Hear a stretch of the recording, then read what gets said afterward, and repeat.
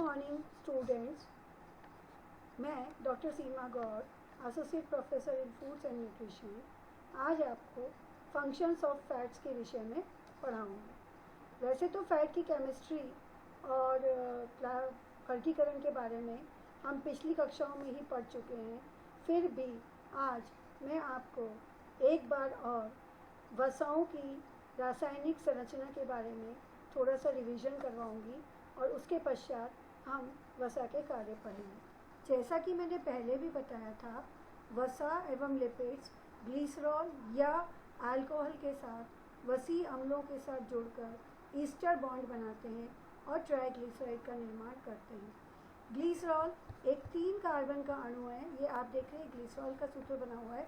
Glycerol एक 3 carbon का अणु है जिसके साथ 3 अल्कोहल ग्रुप भी जुड़े हुए हैं, इसलिए ये 3 कार्बन वाला अल्कोहल बोला जाता है। इस ग्लिसरॉल के साथ जब 3 वसी अम्ल जुड़ते हैं, ईस्टर बॉन्ड बनाते हैं, तो वसा या ट्राइग्लिसराइड का निर्माण होता है।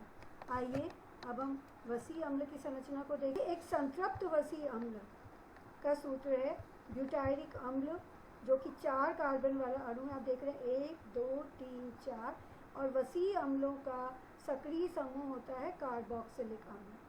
कार्बोक्सिलिक अम्ल के ये हाइड्रोकार्बन से, कार्बन और हाइड्रोजन से बने हुए अणु हैं, और ये चेन जितनी ज़्यादा लंबी होती जाती है, वसी अम्ल का अणुभार उतना ही ज़्यादा बढ़ता जाता है।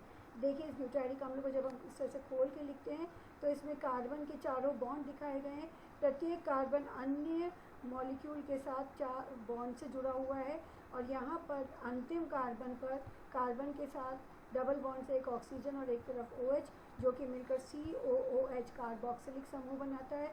वहीं इस चेन के दूसरे एंड पर कार्बन 3 हाइड्रोजन से जुड़ा हुआ है, जिसको हम CH3 भी बोलते हैं। इसलिए जब हम इसको शॉर्ट में लिखते हैं तो वसी अम्ल के एक तरफ CH3 आता है और दूसरे अंतिम सिरे पर COOH कार्बोक्सिलिक अम्ल आता है। ये कैप्रिलिक अम्ल का सूत्र है जिसमें 10 कार्बन हैं। ये आप देखिए, ये भी एक संतृप्त वसी अम्ल है। कार्बन के बीच के सभी बॉन्ड हाइड्रोजन से पूर्णतया संतृप्त हैं। एक तरफ कार्बोक्सिलिक अम्ल बना हुआ है तो दूसरी तरफ CH3 एंड है। जब इस कार्बन की लंबी चेन में किसी भी पॉइंट से 2 हाइड्रोजन निकल जाएं, उदाहरण के लिए मैं आपको बताऊं कि ये जो 2 कार्बन है, ये 2 कार्बन जो आपको दिखाई दे रहे हैं, ये अगर हम मिथाइल एंड से देखें तो चौथे नंबर का और 5वें नंबर के कार्बन के बीच में से अगर ये 2 हाइड्रोजन रिमूव कर दिए जाए तो यहाँ पर एक डबल बॉन्ड बन जाएगा और ये एक असंतृप्त वसी अम्ल बन जाएगा।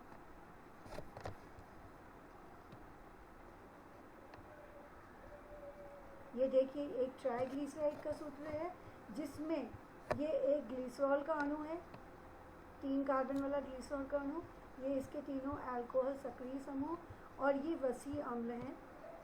R1, R2 और R3 CH3 की चेन के लिए लिखा गया है, और इससे जुड़े हुए ये कार्बोक्सिलिक समूह। ये कार्बोक्सिलिक समूह, ये सेकेंड का कार्बोक्सिलिक समूह है। जब इस ग्लिसरॉल के हाइड्रोक्सिल समूह से बॉन्ड बनाता है तो कार्बोक्सिलिक समूह में से हाइड्रोजन और ग्लिसरॉल में से OH निकलकर एक H2O का अणु बाहर निकलता है। किसका अणु बाहर निकलता है? H2O का।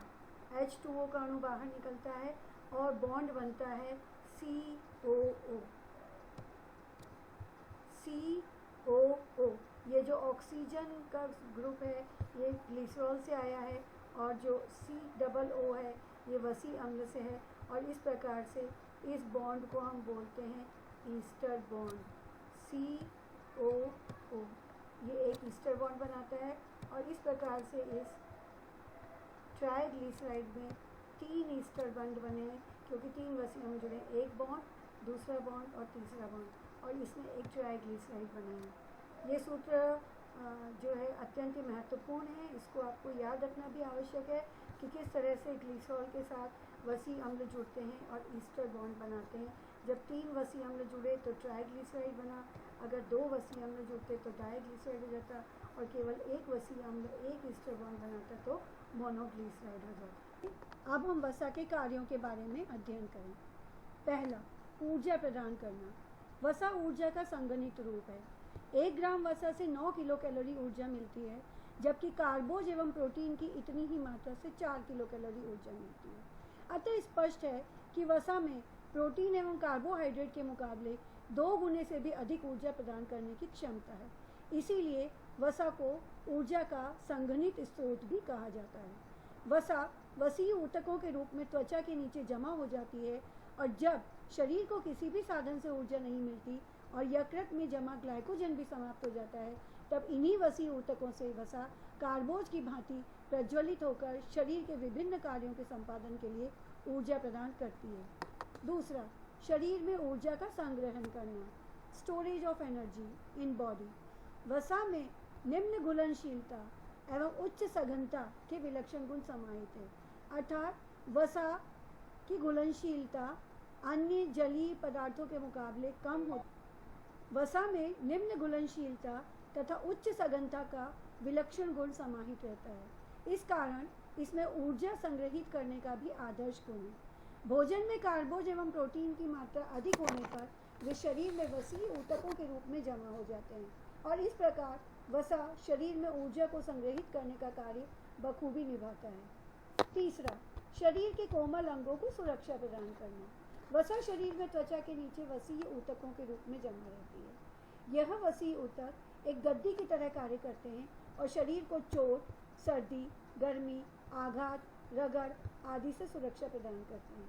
त्वचा के नीचे उपस्थित वसीय तंतुओं के कारण ताप शरीर से बाहर नहीं निकल पाता, और इस तरह से वसा एक इंसुलेटिंग गद्दी की तरह कार्य करती है। इसी प्रकार शरीर के सभी कोमल अंगों जैसे कि हृदय, यकृत, फेफड़े, गुर्दे, अग्नाशय आदि के ऊपर वसा की दोहरी परत होती है।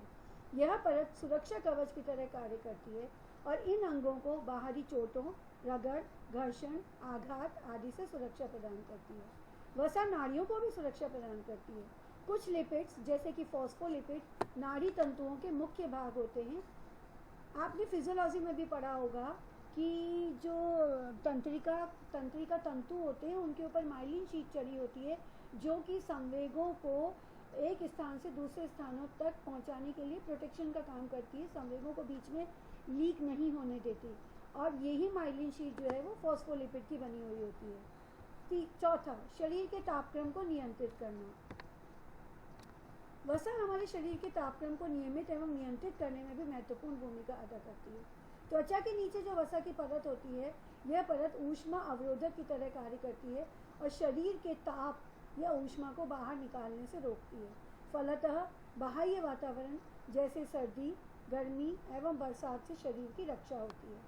पांचवा, प्रोटीन की बचत करना। वसा एवं कार्बोज मुख्य ऊर्जा उत्पादक पौष्टिक तत्व हैं। भोजन में वसा एवं कार्बोज की पर्याप्त मात्रा जब तक विद्यमान होती है, तब तक प्रोटीन को ऊर्जा देने का काम नहीं करना पड़ता, और प्रोटीन मांसपेशियों के, रक्त के और हार्मोन आदि के निर्माण में जुट जाता है। यह हमारे शरीर में क्षतिग्रस्त ऊतकों, तंतुओं एवं कोशिकाओं की भी मरम्मत करता है। इस प्रकार से प्रोटीन का उपयोग निर्माणात्मक कार्यों में होता रहता है और कार्बोज और वसा का उपयोग ऊर्जा प्रदान करने में, जिससे शरीर की वृद्धि एवं विकास होता है। और इस प्रकार वसा ऊर्जा उत्पादन का काम करके प्रोटीन की बचत करता है। जब भोजन में वसा और कार्बोज की कमी हो जाती है तो प्रोटीन ही टूटकर ऊर्जा प्रदान करता है। फलतः उसका मुख्य काम जो कि निर्माणात्मक कार्य है वो गौण हो जाता है, और इस कारण शरीर की वृद्धि एवं विकास भी प्रभावित होता है। इस तरह से अगर देखा जाए तो वसा अप्रत्यक्ष रूप से शरीर की वृद्धि और विकास में भी महत्वपूर्ण भूमिका अदा करती है, क्योंकि जब तक वसा शरीर में पर्याप्त मात्रा में होगी और ऊर्जा बराबर मिलती रहेगी, तब तक प्रोटीन जो है वो अपने शरीर निर्माण का कार्य और वृद्धि एवं विकास का काम निरंतर करता रहेगा। वसा में घुलनशील विटामिनों के स्रोत। जो विटामिन वसा में घुलनशील होते हैं जैसे कि ए, डी, ई तथा के, इनकी प्राप्ति के उत्तम साधन भी वसा ही है। विटामिन ए घी, मक्खन, दूध और मछली के तेल तथा कॉड लीवर ऑयल में भरपूर मात्रा में विद्यमान रहता है। इसी तरह से विटामिन ई वनस्पति तेलों में पर्याप्त मात्रा में उपस्थित रहता है। जैसे कि वसा विलय विटामिनों के स्रोत के रूप में काम आती है, वैसे ही वसा विलय विटामिनों के अवशोषण में भी सहायक है। क्यों? क्योंकि वसा में घुलनशील विटामिन वसा में घुलकर ही, विलय होकर ही अवशोषित हो पाते हैं। यदि भोजन में कम मात्रा में वसा का उपयोग किया जाए या बिल्कुल भी नहीं किया जाए तो इन विटामिनों का अवशोषण शरीर में पूरी तरह से नहीं हो पाता और ये विटामिन जो हैं इनकी शरीर में कमी हो जाती है। वसा इन विटामिनों को शरीर में एक स्थान से दूसरे स्थान तक परिवहन करने के लिए भी काम आती है, वाहक के रूप में भी काम आती है। अतः वसा विलय विटामिनों के शरीर में उपयोग के लिए भी वसा की ज़रूरत होती है। 8. आमाशय में पाचक रस के स्राव को कम करना। वसा आमाशय में जठर रस के स्रवण को कम करती है, जिसके कारण वसा युक्त भोजन का पाचन धीरे धीरे और देरी से होता है। आमाशय में भोजन काफ़ी समय तक रहता है और भूख जल्दी नहीं लगती। सामान्यतया आमाशय में भोजन 3 से 4 घंटे तक पड़ा रहता है, किंतु वसा युक्त भोजन के सेवन से यह अवधि बहुत अधिक बढ़ जाती है और क्षुधा तृप्त रहती है, अर्थात भूख नहीं लगती और मन में संतुष्टि का भाव पैदा होता है। ऐसा आपने जब कभी भी आप हैवी खाना खाते हैं, जैसे कि आपने दाल बाटी चूरमा खाया या छोले भटूरे खाए या शादियों में ग्रेवी वाली सब्जी खाई होटलों में, तो आपने देखा होगा हैवी खाना खाने के बाद दूसरे टाइम पर जो भोजन का समय है उस समय पर हमें भूख जल्दी से नहीं लगती। ऐसा हैवी खाने में उपयोग में ली जाने वाली वसा के अधिक उपभोग के कारण होता है। 9. त्वचा को चिकना, कांतिमय एवं स्वस्थ बनाए रखने में। वसा त्वचा को चिकना, चमकदार एवं स्वस्थ बनाए रखने में भी सहायक है। त्वचा की डर्मिस परत में तेल ग्रंथियां पाई जाती हैं, जिनमें से निरंतर तेल का स्रवण होता रहता है, जिसके कारण त्वचा का रूखापन समाप्त हो जाता है और त्वचा चिकनी तथा चमकदार दिखती है। हैंसन नामक वैज्ञानिक ने भी अपने प्रयोगों से ये सिद्ध किया है कि त्वचा को स्वस्थ बनाए रखने के लिए लिनोलिक अम्ल, जो कि एक आवश्यक वसी अम्ल है, जरूरी है और इसकी कमी से त्वचा रूखी, खुरदरी, भद्दी एवं बेजान दिखने लगती है। जब उन्होंने कुछ बच्चों पर यह प्रयोग करके देखा कि उनके भोजन में लिनोलिक अम्ल से रहित आहार दिया गया कुछ दिनों तक, तो कुछ सप्ताहों के बाद उन बच्चों की त्वचा रूखी, खुरदरी, सूखी और भद्दी रंग की और बेजान सी हो गई। अब इन्हें पुनः लिनोलिक युक्त आहार दिया गया तो उनकी त्वचा वापस चिकनी, चमकदार और स्वस्थ हो गई और सारे पुराने लक्षण गायब हो गए। अतः त्वचा को सुंदर और कांतिमय बनाए रखने के लिए लिनोलिक अम्ल की जरूरत होती है। पाचन नली में स्नेहक के रूप में। वसा आमाशय एवं आंत्र मार्ग को चिकना बनाए रखती है और आंतों की पेशियां सुगमता से फैलती एवं सिकुड़ती रहती हैं। अतः मलाशय के मल द्वार से मल का विसर्जन आसानी से हो जाता है और कब्ज की समस्या नहीं होती। फॉस्फोलिपिड के संश्लेषण के रूप में। फॉस्फोलिपिड के संश्लेषण के लिए वसा अत्यंत आवश्यक है। फॉस्फोलिपिड सभी कोशिकाओं में पाए जाते हैं। शरीर के कुछ सक्रिय ऊतक जैसे कि मस्तिष्क, नाड़ी, तंतु, यकृत आदि के निर्माण में भी फॉस्फोलिपिड बहुत महत्वपूर्ण है।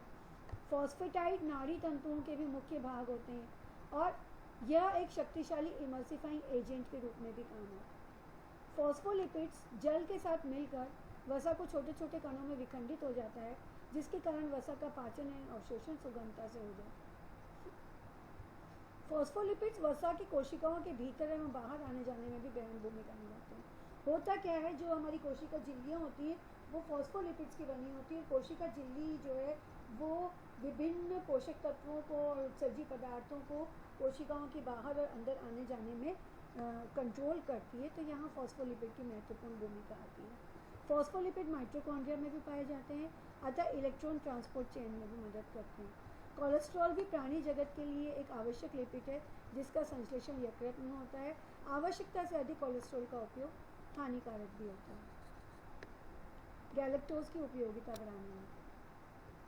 दुग्ध शर्करा, जिसे हम लैक्टोज भी कहते हैं, पाचन के बाद एक अणु ग्लूकोज व एक अणु गैलेक्टोज में बनाती है, किंतु इस गैलेक्टोज की उपयोगिता वसा की उपस्थिति में ही ठीक प्रकार से हो पाती है। स्वाद बढ़ाने के लिए वसा की उपस्थिति से भोजन के स्वाद में काफ़ी वृद्धि हो जाती है और इसकी सुगंध से तीव्र भूख का एहसास भी होने लगता है, जैसे पूरी, पराठे, घी लगी हुई चपाती, मक्खन लगा हुआ टोस्ट, पकौड़े, ब्रेड रोल्स आदि। वसायुक्त आहार के सेवन से क्षुधा की तृप्ति अर्थात भूख की संतुष्टि होती है और मानसिक संतुष्टि भी मिलती है। जब हम अच्छी घी और तेल में फ्राइड व्यंजनों को खाते हैं तो हमें हमारी भूख जल्दी शांत हो जाती है और हमें संतुष्टि भी मिलती है, अच्छा भी लगता है, क्योंकि घी और तेल में जो पके हुए व्यंजन होते हैं घी और तेल के माध्यम में, उनकी जो फ्लेवर होती है वो भी बहुत अच्छी सी होती है। इसके बनस्पत अगर आप उबली हुई सब्जी का उपयोग करेंगे तो उसकी फ्लेवर इतनी अच्छी नहीं होगी और आपको उसको खा के संतुष्टि नहीं मिलेगी। वैज्ञानिक शोधों से ये सिद्ध हो चुका है कि फल और सब्जियों में भी कुछ अदृश्य मात्रा में वसा होती है, जिसके कारण इनकी स्पेशल सुगंध होती है। गरम मसाले जैसे कि लौंग, तेजपत्ती, इलायची, दालचीनी, काली मिर्च आदि में वाष्पशील तेल होते हैं और इन्हीं वाष्पशील तेलों के कारण इन मसालों की सुगंध भी होती है और इनके प्रयोग से भोजन भी स्वादिष्ट बनता है।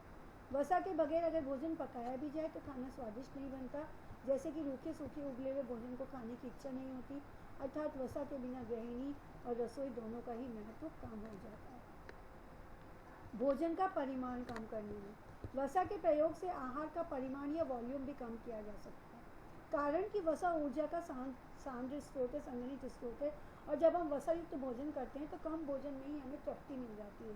प्रवास, यात्रा आदि के दौरान हम प्रायः वसा युक्त भोज्य पदार्थ अपने साथ अवश्य रखते हैं, जैसे कि मठरी, नमकीन, सेव, पूरी, पराठे एवं अन्य तले भुने भोज्य पदार्थ आदि। इनके कम से कम सेवन से हमें अधिक ऊर्जा मिलती है और मन को संतुष्टि मिलती है और तृप्ति का भाव उत्पन्न होता है।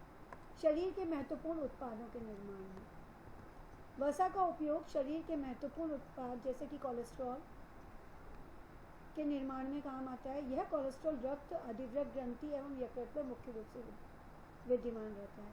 कोलेस्ट्रॉल शरीर के कई महत्वपूर्ण उत्पादों के निर्माण में भी भूमिका रखता है, जैसे कि adrenocortical hormone, steroid hormone, sex hormones, पित्त लवण और प्रो विटामिन डी और अर्गोस्टेरॉल आदि। ये तो हमने पढ़े वसा के कार्य।